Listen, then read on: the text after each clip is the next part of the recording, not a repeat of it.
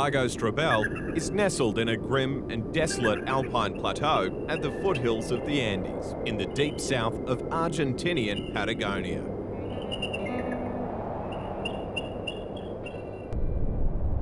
Amongst fly fishers, this has become a place of legend. A lake capable of producing trout of such unbelievable proportions that it's earned the nickname Jurassic Lake. The most striking characteristic of the lake are the white dome-shaped rocks that line the shore. The very alkaline water of the lake is high in calcium, and this is slowly deposited by wave action onto the surface of the shoreline rocks. Alkaline water drives plant, insect, and fish growth. It is one of the key factors that contribute to this remarkable fishery.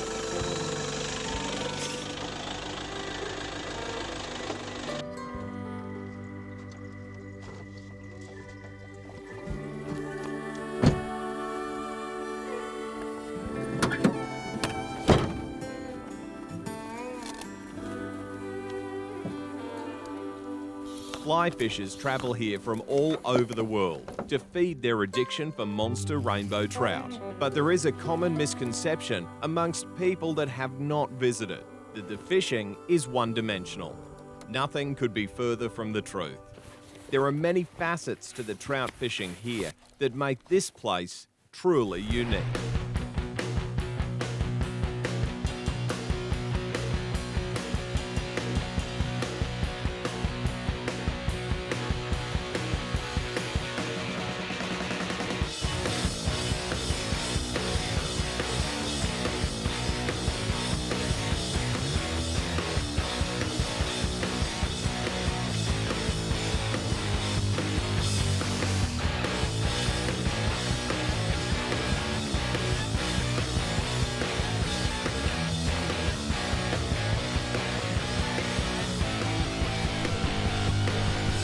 Oh, those chrome fish in the lake are something else altogether.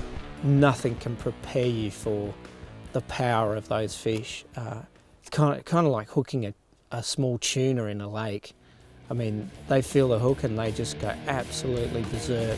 Jumping out of the water, cartwheeling all over the place, tail walking, run you into your backing, and then a moment later they've run back towards you and you have to strip all the line in, and then they'll take off again and there's line going all over the place.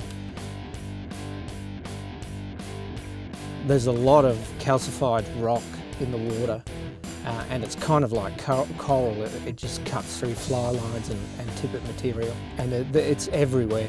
So we've been fishing 15 pounds, sometimes 20 pounds, just to be able to hang on to these fish.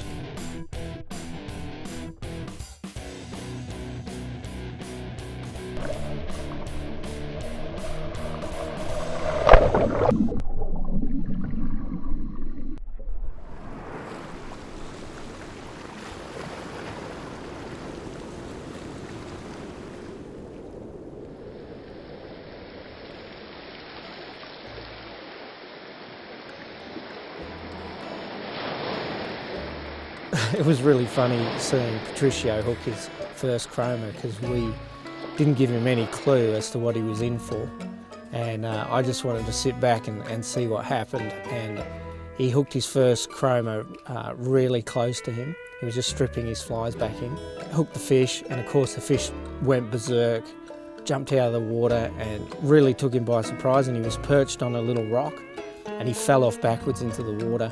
Meanwhile, the fish is taking off in the other direction, jumping all over the place. And for me, it really encapsulated the kind of raw panic that happens when you do hook one of these fish. They're just so powerful. To be perfectly honest, it was chaos. I didn't know how to handle that fish. It kept running, jumping a million times. I had to run in the rocks. It was crazy, but it was fantastic. I was just trying to get in the right position, but the fish just kept pushing and pushing so hard, and it leaped, and I really got distracted.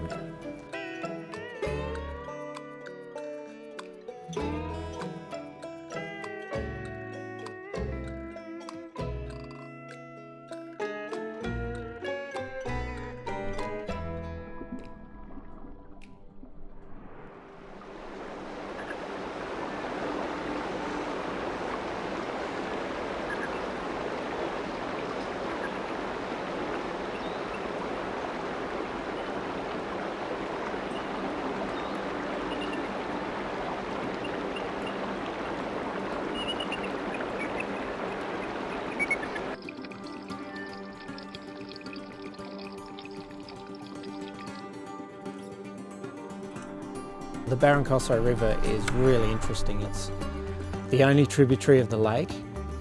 So you've got, Strobel's a pretty big lake. You've got all of those fish wanting to get up into that one tributary. It's reasonably small. It's very steep. It's extremely powerful. It goes through a really steep gorge the first few kilometres.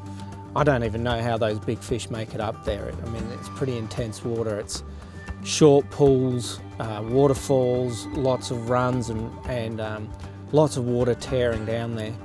But they do make it up, and in huge numbers. I mean, some of those pools, they're just packed in like sardines. There's hundreds of fish in there. And they're big fish too. I mean, they'd be averaging probably 8 pound. Plenty of 10 pounders, all the way up to 20 pounds. So yeah, I've never seen anything like it.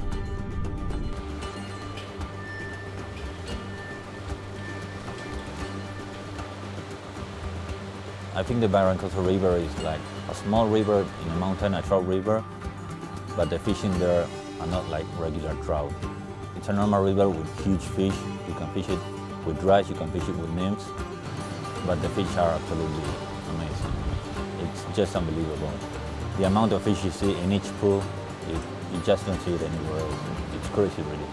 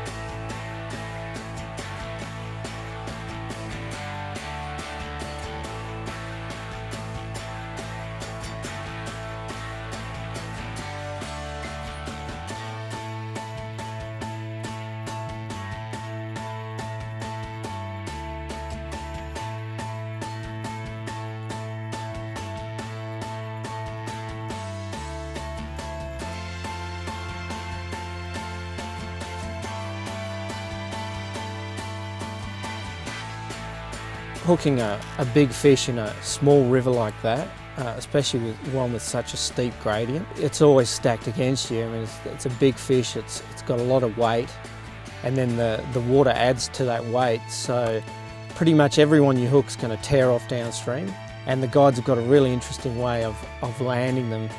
Pretty much as soon as you hook up, they run downstream, they try and outrun the fish, and then they jump into the middle of the river and hold the net out and basically direct you so that you drop the fish towards them, and then they net the fish. And of course the fish is completely unaware, kind of catches them completely by surprise.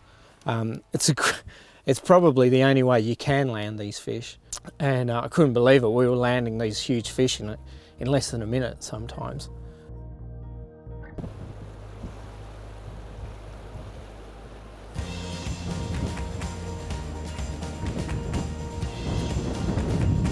And I kept taking like regular sized fish, which is really big in that river. And suddenly I hooked another one, but it didn't jump, and it ran a lot. Dale.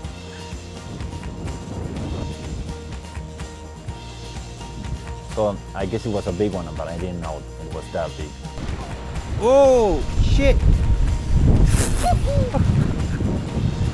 La puta! Ay, qué lindo pescado. Oh yeah! Mamá! Woo! That's the one we came for.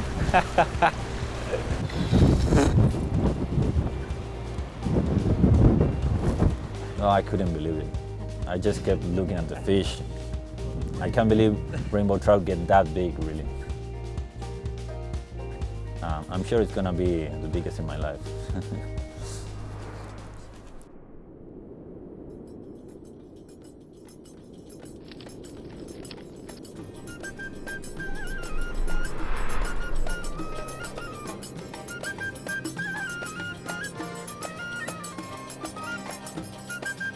After quite a few days of fishing the lake and the river, and you've been battling the elements, the wind and the fish, and you kind of get a little bit tired. So for me it was really fun to go and explore Morrow Creek. It was just a great way to kind of relax and unwind.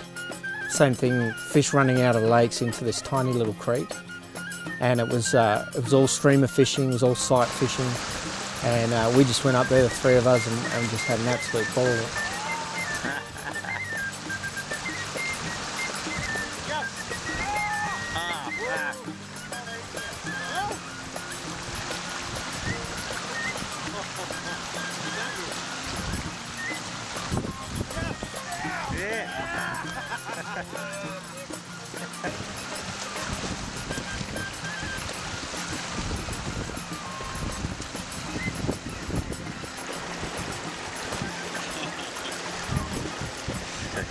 Nice.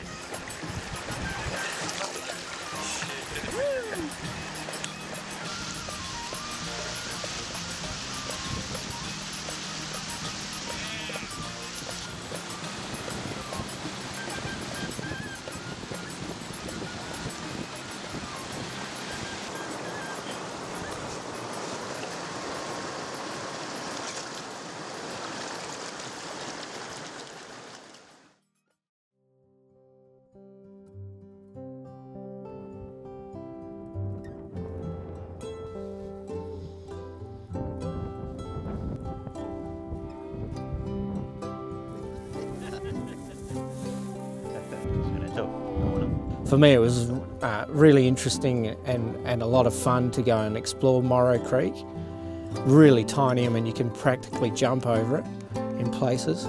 You can see the fish in the river, and just a matter of putting a streamer in front of them, and it might take 4 or 5 casts, but eventually you get annoyed, they come out and start nipping at the streamer, and we pretty much caught every fish we saw, so it was a lot of fun. We caught a heap of fish, and it was a nice kind of relaxing, fun day, and now we're fully charged up and ready to hit Strobel again.